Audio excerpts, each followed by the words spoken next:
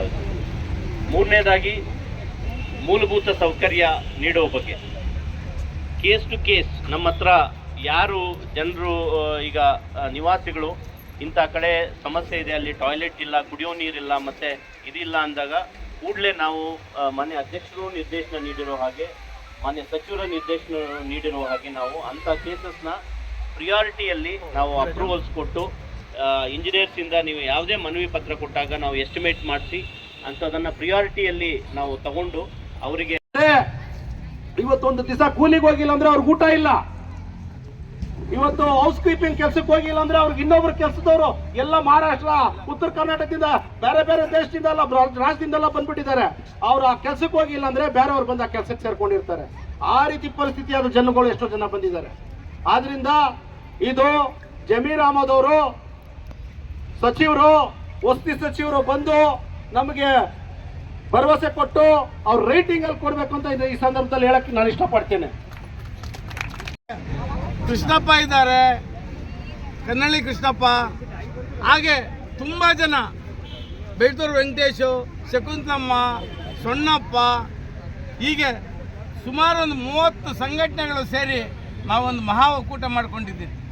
ಆದರೆ ಇವತ್ತು ನಾವು ಬೆಂಗಳೂರಲ್ಲಿ ಇರ್ತಕ್ಕಂಥ ಎಲ್ಲ ಸ್ಲಮ್ಗಳು ಹೆಸರುಗಳು ಹೇಳೋಕ್ಕೆ ಅಂತೂ ಆಗಲ್ಲ. ಇದರಲ್ಲಿ ಬರೆದಿದ್ದೀರಿ, ಬೇಕಾದರೆ ನಿಮ್ಮ ಕೈಗೆ ಈ ಕರಪತ್ರ ಒಂದೊಂದು ಕೊಡ್ತೀರಿ, ಸಮಸ್ಯೆಗಳು ಏನು ಅಂತ ಅನ್ನೋದನ್ನು ಹೇಳ್ತೀರಿ.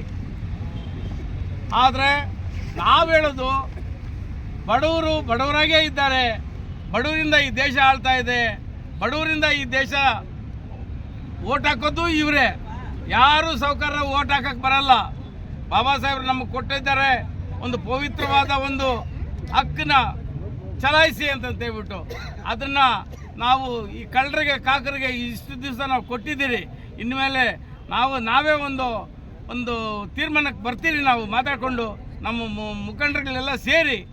ಅದರಿಂದ ಈಗ ನಾವು ಈ ಸರ್ಕಾರಕ್ಕೆ ನಾವು ಒತ್ತಾಯ ಮಾಡೋದು ಏನಂತಂತಂದರೆ, ಕೂಡಲೇ ಬೆಂಗಳೂರಲ್ಲಿರ್ತಕ್ಕಂಥ ಕೊಳಗೇರಿ ಪ್ರದೇಶಗಳಿಗೆ ಎಲ್ಲ ಜನಕ್ಕೂ ಹಕ್ಕುಪತ್ರಗಳು ಕೊಡಬೇಕು, ನಾಗರಿಕ ಸೌಲಭ್ಯಗಳು ಕೊಡಬೇಕು, ರಸ್ತೆಗಳು ಕೊಡಬೇಕು, ನೀರು ಕೊಡಬೇಕು, ಕಾವೇರಿ ನೀರು ಅಲ್ಲ ರೀ. ಬೆಳಗ್ಗಿಂದ ಸಂಜೆವರೆಗೂ ನಿಮ್ಮ ಗಾರ್ಡನಲ್ಲಿ ನೀರು ಓಡ್ತಾ ಇರ್ತದೆ, ನಮ್ಗೆ ಕುಡಿಯೋಕೆ ನೀರು ಕೊಡು ಅಂತಂದ್ರೆ ನಿಮ್ಗೆ ಆಗಲ್ಲ ಅಂದರೆ ಇಂಥ ಸರ್ಕಾರ ನಮ್ಗೆ ಬೇಕಾ ಅಂತಂತ ನಾವು ಪ್ರಶ್ನೆ ಮಾಡ್ಕೋಬೇಕಾಗ್ತದೆ, ನಾವು ಎದೆ ಮುಟ್ಟಿ ನೋಡ್ಕೋಬೇಕಾಗುತ್ತೆ.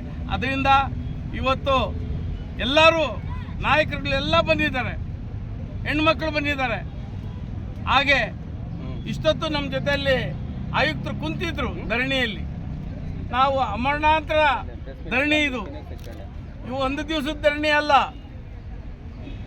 ಇವತ್ತು ಸಂಜೆವರೆಗೂ ನೋಡ್ಬಿಟ್ಟು ನಾವೇನಾದ್ರೂ ಮಂತ್ರಿ ಬಂದು ಕರೆಕ್ಟಾಗಿ ನಮಗೆ ಮಾಡಿ ರೈಟಿಂಗಲ್ಲಿ ಕೊಟ್ಟರೆ ನಾವು ಇಲ್ಲಿಂದ ಎದ್ದೋಗ್ತೀರಿ ಹೊರತು, ಇಲ್ಲಾಂದ್ರೆ ನಾವು ಎದ್ದೋಗಲ್ಲ ಅಂತಂತ ಹೇಳ್ತಾ, ಈಗ ಬೇಕಾದರೆ ನಮ್ಮ ರಾಜ್ಯಾಧ್ಯಕ್ಷರು